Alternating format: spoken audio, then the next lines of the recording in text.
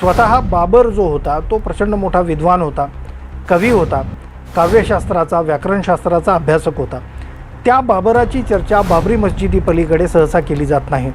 बाबर म्हणजे बाबरी मस्जिदीचा निर्माता आणि राम मंदिराचा विध्वंसक असं काहीसं समीकरण आपण बनवून टाकलं आहे। भारताचं त्याच्या इतकं चांगलं वर्णन तत्कालीन भारतामध्ये कुणी केलं असेल असं दृष्टीस पडत नाही।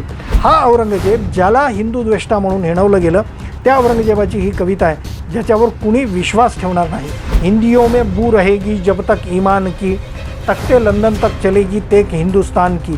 नमस्कार, मी सरफराज अहमद। मुघल काळातल्या साहित्य विषयावर आपण या व्हिडिओमध्ये चर्चा करणार आहोत। मुघल काळामध्ये अकबराच्या दरबारात मोठमोठे विद्वान होते आणि त्या विद्वानांनी प्रचंड मोठ्या प्रमाणात साहित्य निर्मिती केली। हे वेगवेगळ्या माध्यमातून सत्यानं आपण ऐकत आलो आहे।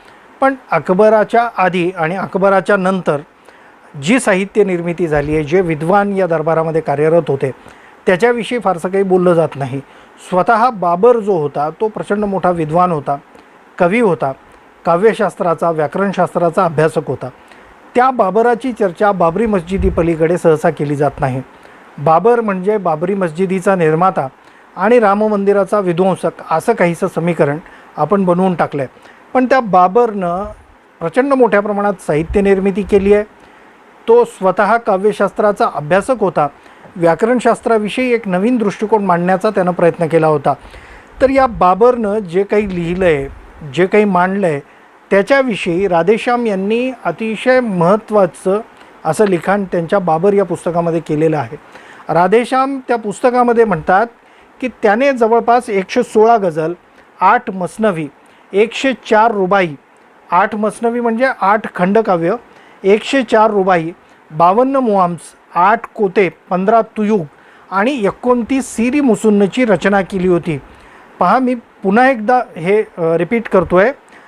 त्याने जवळपास 116 गझल, 8 मसनवी, 8 खंडकाव्य, 104 रुबाई या दीर्घ कविता आहेत 104, 52 मुआम्स, 8 कोते आणि 15 तुयुगची रचना केली होती।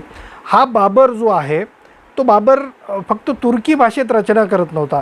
त्याची तुर्की ही मातृभाषा असली तरी फक्त काही तुर्की भाषेत त्यानं लिखाण केलेलं नाही, तर फारसी भाषेत देखील त्याच्या नावावरती 3 गझला आणि 18 रुबाया उपलब्ध आहेत। बाबरनं साहित्यावर देखील चर्चा केली आहे। त्याचा बाबरनामा ग्रंथ जर आपण काढून पाहिला तर बाबरनामामध्ये वेगवेगळे विषय त्यानं हाताळलेले आपल्याला पाहायला मिळतात। भारताचं त्याच्या इतकं चांगलं वर्णन तत्कालीन भारतामध्ये कुणी केलं असेल असं दृष्टीस पडत नाही।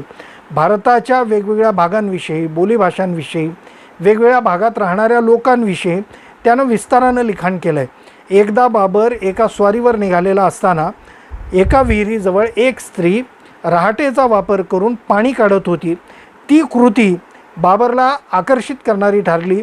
बाबर त्या महिलेजवळ आला आणि त्यानं विनंती केली की हे जे तुम्ही पाणी काढताय ते मला कुतूहल वाटतं आहे, ते मला पाहायचं आहे। तर त्यानं 2-3 वेळा त्या महिलेला पाणी काढायला लावलं आणि त्याचं विस्तृत असं वर्णन बाबरनाम्यामध्ये केलं। त्याशिवाय आंब्यावरती बाबरनं अनेक पानं खर्ची घातलेली आहेत। बाबरनाम्यामध्ये मोठं लिखाण त्यानं करून ठेवलं आहे।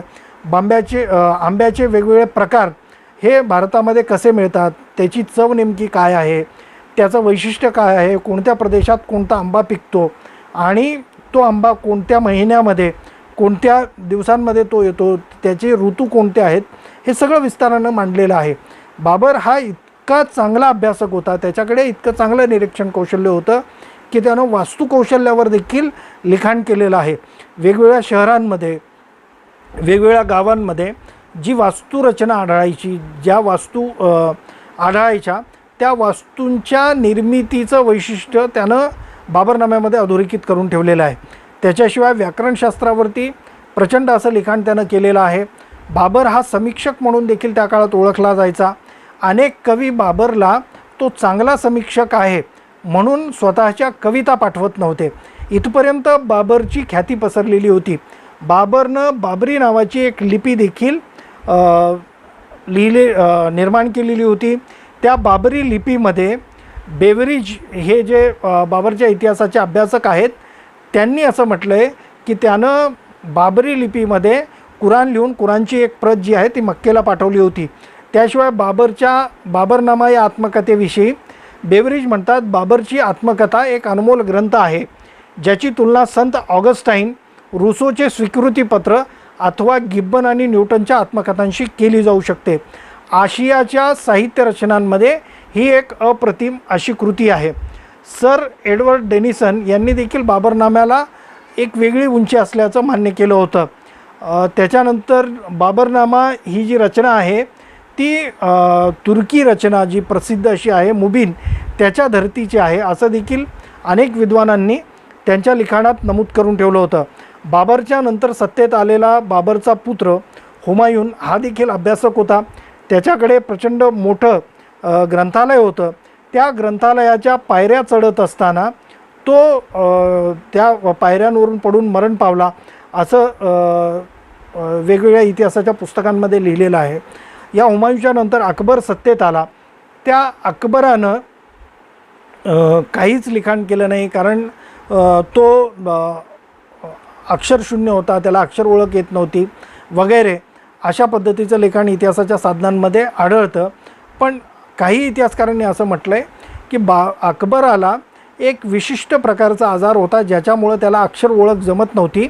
पण तो साहित्याचा अभ्यासक होता, तो ग्रंथ लोकांकडून वाचवून घ्यायचा आणि त्या आधारे त्याची टिपणं देखील तयार करायचा.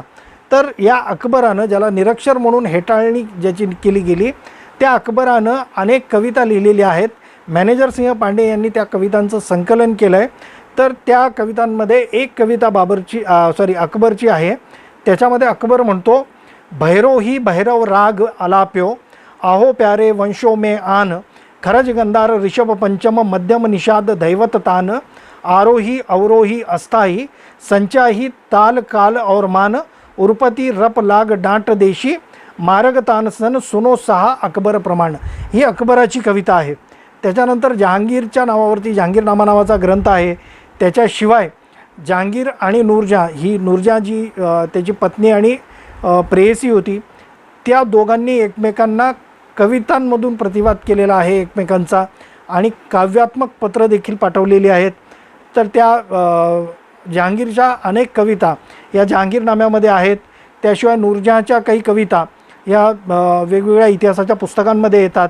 नूरजहाँची एक कविता तिच्या कबरीवरती लिहिण्यात आलेली आहे. तशी तिची इच्छा होती की माझ्या कबरीवरती माझी ही कविता लिहिली जावी.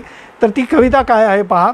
नूरजहाँ म्हणते, बर मजारे मा गरीबाने चुरागे ने गुले, ने परे परवाना सोजत, ने सदाये बुलबुले. अर्थात आम्हा गरिबांच्या कबरीवर ना दिवा जळतो, ना गुलाब उमलतो, ना कुणी परवाना आमच्याजवळ येतो, ना बुलबुल येऊन आमच्या कबरीवर गाणं म्हणते.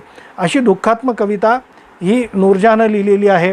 नूरजहाँ आणि जहांगीरच्या नंतर शहाजहान सत्तेत आला.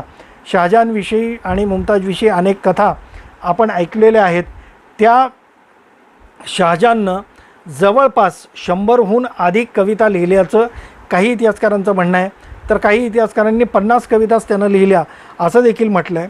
तर त्यातली एक जी कविता आहे त्याच्यामध्ये हा शहाजहान म्हणतो, गई नींद उचट सखी, सोवो हरो नेकन आई, एक टग रहे पाटी लग मग, निरखत तेसी चलत पवन पूर्वाई. ही शहाजहानची कविता आहे. त्याशिवाय शहाजहानच्या ज्या मुली होत्या त्या मुली देखील इतिहासाच्या आणि काव्यशास्त्राच्या अभ्यासक होत्या. त्यांनी देखील प्रचंड लिखाण करून ठेवलं आहे. तर या शहाजहाननंतर सत्तेत आलेला मुघल बादशाह औरंगजेब, ज्याच्याविषयी ज्याला बुत शौकीन म्हणजे मूर्तिभंजक वगैरे म्हटलं जातं, हिंदूंचा द्वेष्टा म्हटलं जातं आणि संगीताचा द्वेष्टा म्हटलं जातं. विशेष म्हणजे त्या औरंगजेबानं लिहिलेल्या कविता या संगीत रागकल्पमधून या ग्रंथामध्ये समाविष्ट केलेल्या आहेत. त्या कवितांपैकी एका कवितेत औरंगजेब स्वतः ब्रह्मा विष्णू महेश यांची स्तुती करतो आणि त्यांचा उल्लेख करतो.